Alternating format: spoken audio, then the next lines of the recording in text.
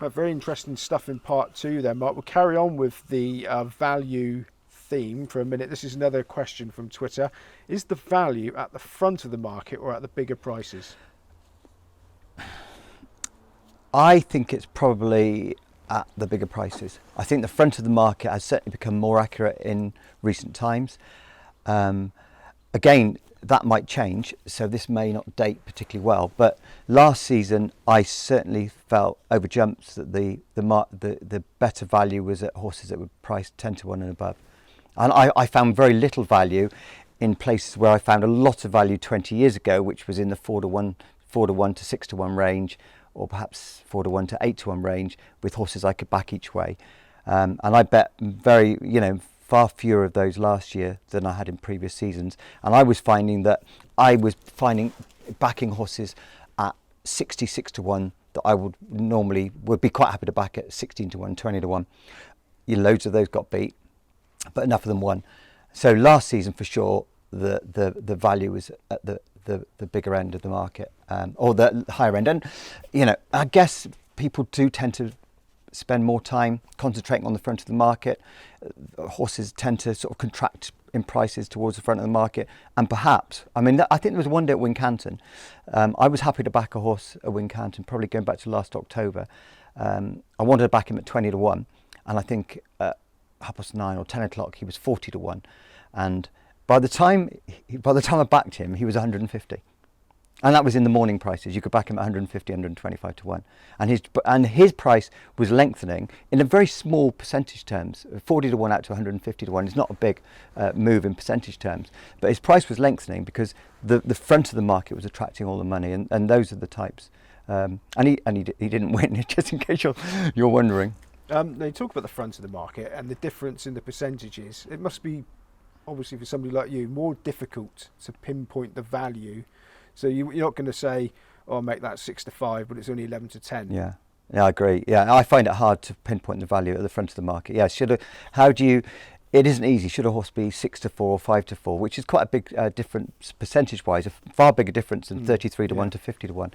Perhaps again that might just be one of my own personal failings, that I struggle to understand what price a horse should be. And I think if you look at the tissues that I did for most of the races from last season, I tended to underestimate the chances of the horses towards the front of the market and overestimate the horses at the longer prices. So I was fairly more compact in my betting than the bookmakers who would, or it's not necessarily the bookmakers, it's the punters who form the market that the bookmakers produce, where punters seem to have a much wider divergence between the front of the market and the bigger prices.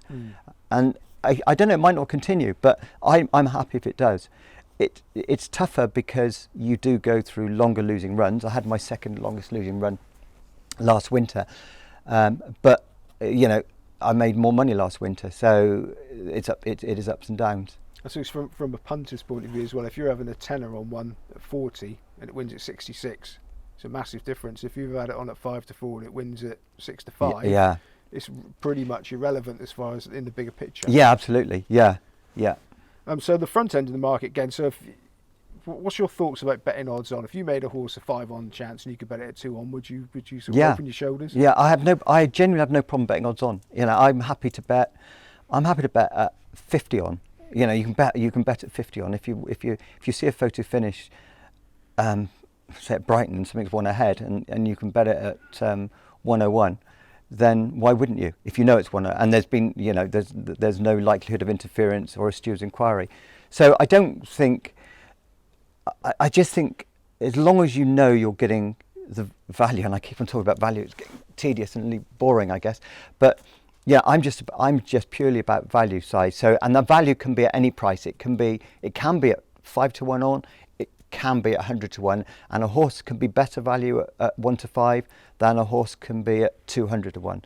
So you shouldn't restrict yourself, and I certainly don't, by prices.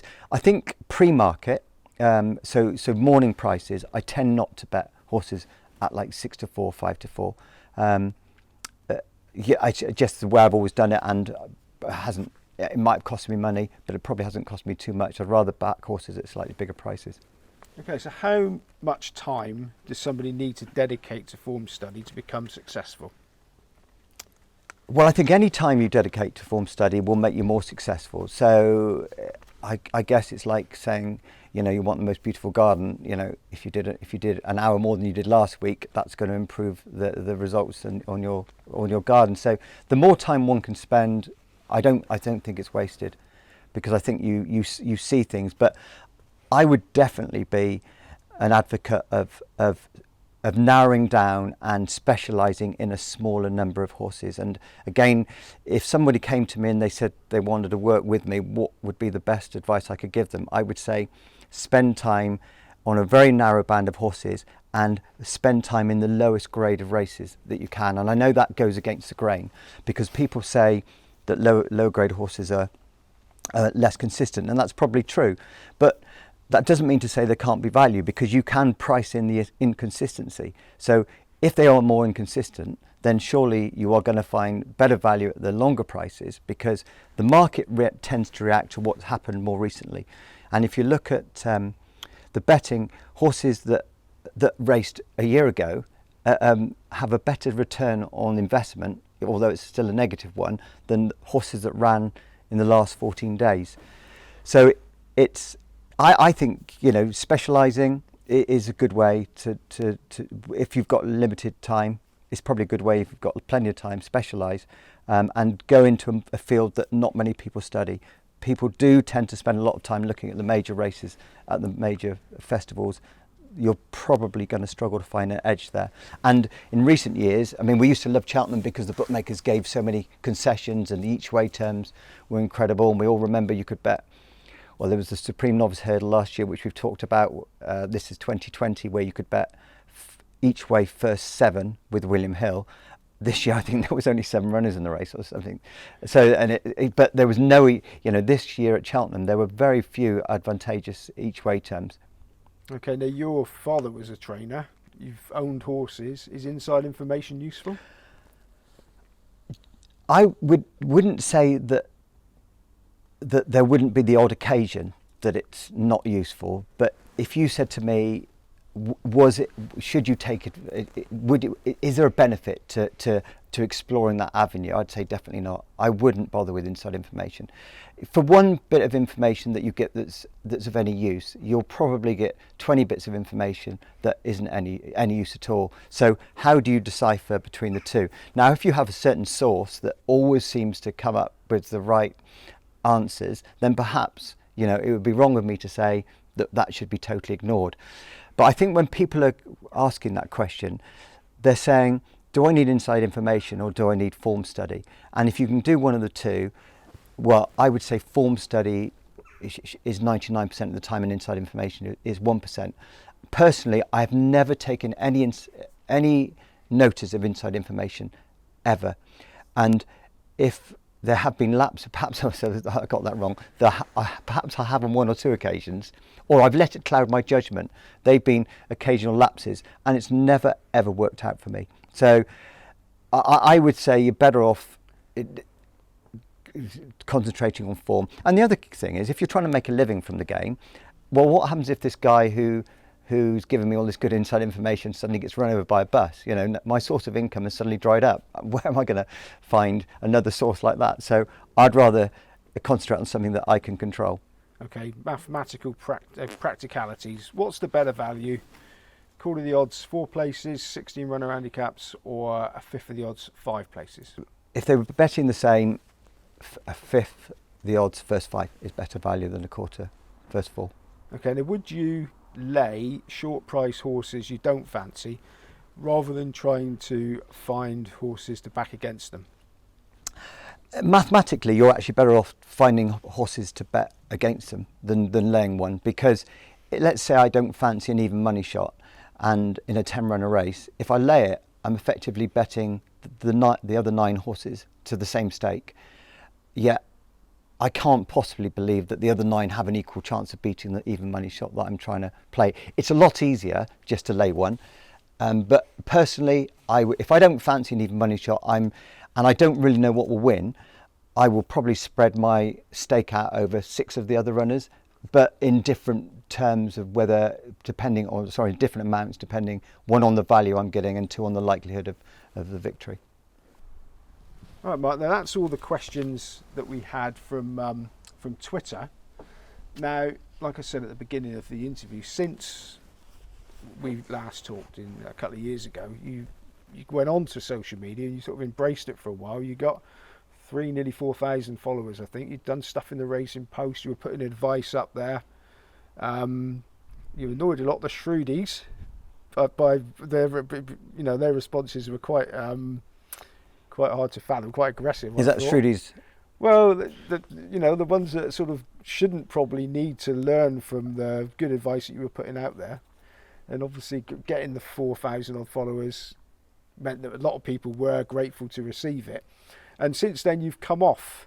Now, is that because they've scared you away from the playground, or are there other reasons why you've decided to duck away from social media again? Because you did wind up, you phrased things in a way that you probably knew was going to upset some people. It wasn't intentional. Are you sure? I don't think it was intentional.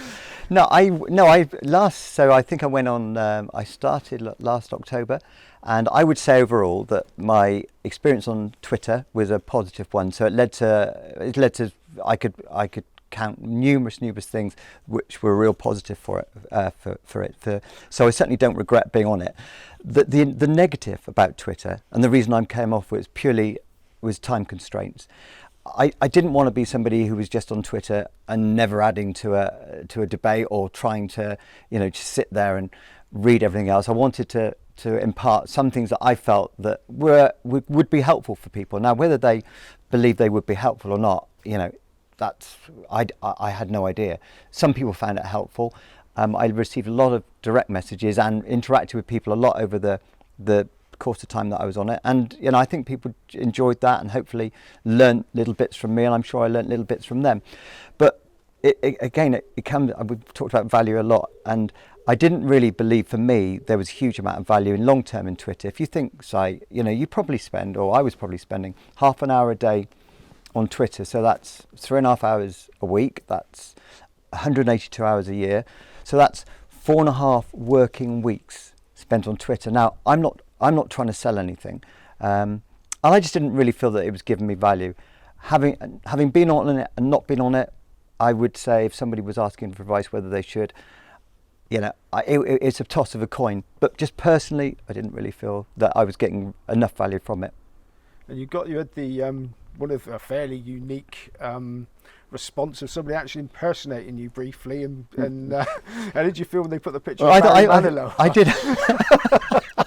I couldn't quite see the relevance of Barry Manilow, but presumably they did. I found it actually quite humorous, and all the things that I ever saw on there, and the good outweigh the bad. And there were several people that seemed to definitely have it in for me, and I did find it all quite humorous. It was funny though. I found it humorous, and I laughed about it. But other people that are probably closer to me were annoyed by it or sort of stressed by it. But no, I genuinely, it really didn't worry me. I think the reason being is that, over the years I've had to create quite a tough skin. Well, I set out doing this job way before social media in the early 90s. When I was advising people, and as we talked about earlier, your profits don't go up in a straight line. So people join in inopportune moments, and people join at good moments. People join me at good moments, and I'm, the second coming. And if they join at a bad moment, then I'm the biggest con man that's ever walked the earth. And so you do get used to being criticised. And I think as long as you felt, and I think as far as Twitter was concerned, I was trying to be helpful. Whether people took it that way or took it any other way, that's their problem. Certainly isn't mine. But I genuinely didn't know how I'd feel, but I always found it quite humorous. And the fact that, I think it's if someone wants to spend their morning impersonating you, well, they've wasted 5 hours of their life that they're never going to get back. So who's the fool? No, I'm going to be peddling this obviously on Twitter because we find it a very good tool to publicise the videos. Is there any chance you'll make a comeback at some point? I don't think I will. No, I don't think I will, because it really is to value. So again, I just thought I spent enough time on there, and it was happening at a time when the country was locked down, so there were so many other things that I would normally do in my life that I couldn't do, particularly over the winter. I didn't really tweet that much during the summer, which made me feel that I should tweet a little bit more, because I think if people have gone out of the way to follow you, you should give them some stuff. But I just felt, looking ahead, that there really wasn't enough value in it for me. It is quite interesting though, listening to other people's points of view, and people that you know from one form of life, that you have a huge amount of respect for in their professional career, and then you start to read something about their political views, or views about things like Brexit, and you think, well, why are you still going on about that? That was like 5 years ago. It's like meeting someone in a pub who's talking about losses that they had at Cheltenham 2 or 3 years ago. And I think the thing that I struggled with most on Twitter is understanding why people spent so much time looking back and moaning about stuff, as opposed to looking forward and making things better in the future. I guess I learned something about people, but I won't be making return. Okay, and on that note, Barry, Mark Oder, thank you very much. Thanks, Si.